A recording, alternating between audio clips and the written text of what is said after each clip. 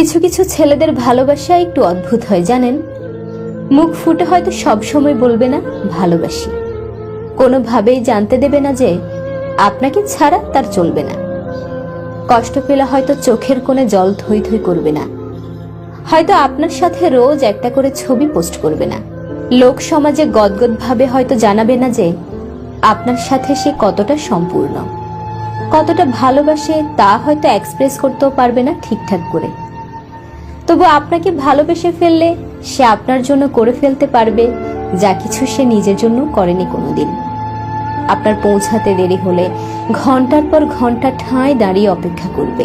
বাকিদের কাছে খুব ম্যানলি হলেও আপনার কাছে ক্যাবলাকান্ত হয়ে যাবে। কারোর কথা না শুনলেও আপনি বললে এক পায়েও দাঁড়িয়ে থাকবে।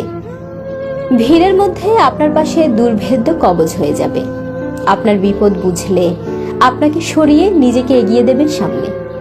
আপনার জন্য জানালার সিটটা হাসি মুখে ছেড়ে দেবে।